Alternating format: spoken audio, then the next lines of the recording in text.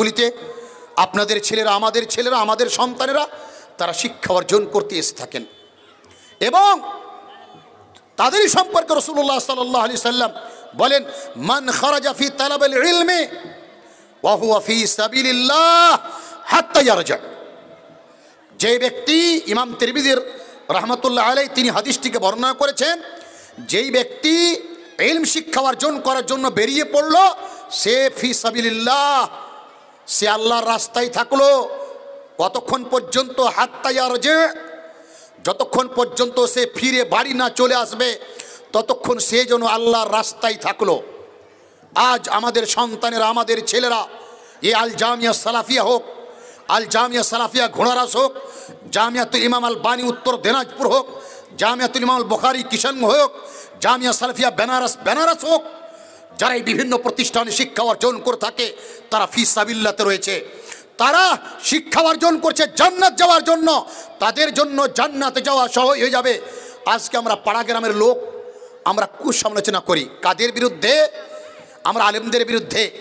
যারা মসজিদ মাদ্রাসায় ব্যস্ত থাকেন তাদের বিরুদ্ধে, যারা শিক্ষা নিয়ে চর্চা করেন তাদের বিরুদ্ধে, ভাই তাজিবুর রহমান সালাফির বিরুদ্ধে, মতিউর রহমান মাদারির বিরুদ্ধে, আবদুল্লাহ সালাফির বিরুদ্ধে। আমরা সাধারণ পাবলিক, আমরা গ্রাম্য মানুষ, সাধারণ মানুষ আমরা গৌরব করি আর বলি আলেমদের ইমান নেই, আলেমদের ইমান দুর্বল, আমাদের ইমান খুব মজবুত, আলেমরা আল্লাহকে ভয় করে না।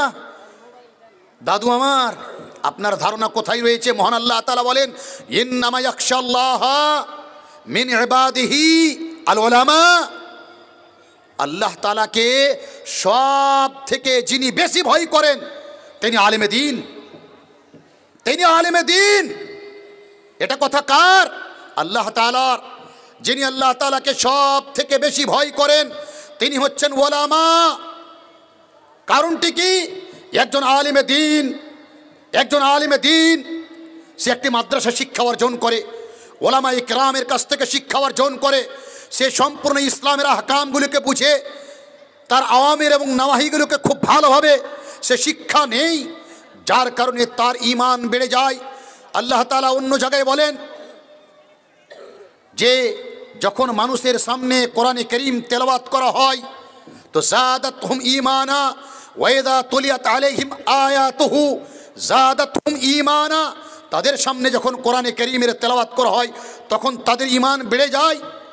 ওলামায়ে কেরাম শুধু আয়াতকে তেলাওয়াত করেন না, বরং ওলামায়ে কেরাম সেই আয়াতগুলির ব্যাখ্যা বুঝেন, তাফসীর বুঝেন, যার কারণে ওলামায়ে কেরাম আল্লাহ তাআলাকে দেখে বেশি ভয় করে থাকেন।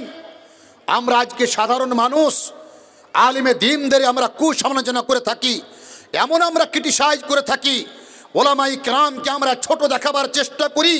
জেনে রাখবেন ওলামায়ে কেরাম, জেনে রাখবেন ওলামায়ে কেরাম ইনার হচ্ছেন ধর্মের গুরু। ওলামায়ে কেরাম ইনার হচ্ছেন আল্লাহর ওয়ালি। আর হাদিসে কুদসিতে আল্লাহ তাআলা বলছেন, মান আদালি ওয়ালিয়ান ফাকাত আযানতুহু বিল হারবি। যে আমার ওলির সঙ্গে শত্রুতা করবে, হাদিসে কুদসি আল্লাহ তাআলা বলছেন, রাসূলুল্লাহ সাল্লাল্লাহু আলাইহি সাল্লাম বলছেন, আল্লাহ তাআলা বলছেন, মান আদালি ওয়ালিয়ান ফাকাত আযানতুহু বিল হারবি।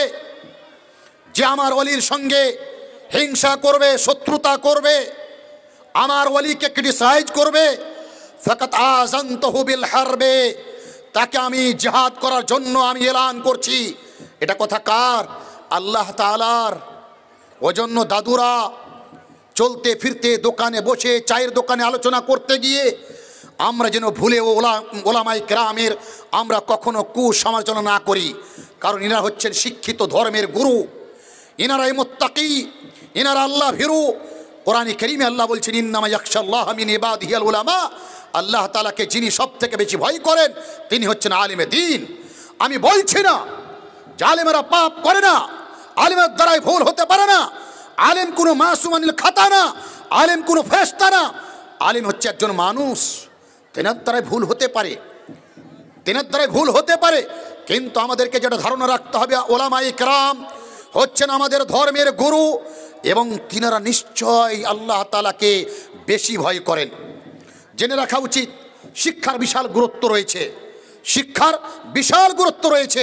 আমরা সকলেই জানি এই পৃথিবীর সমস্ত আমল মানুষ মারা গেলে বন্ধ হয়ে যায়।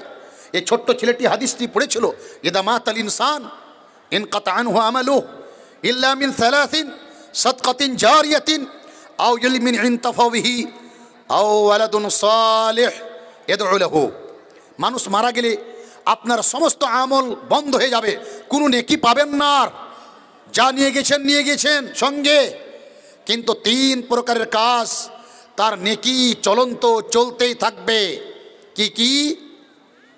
সাদকায়ে জারিয়া, আল জামিয়া সালাফিয়া, আল জামিয়া সালাফিয়া।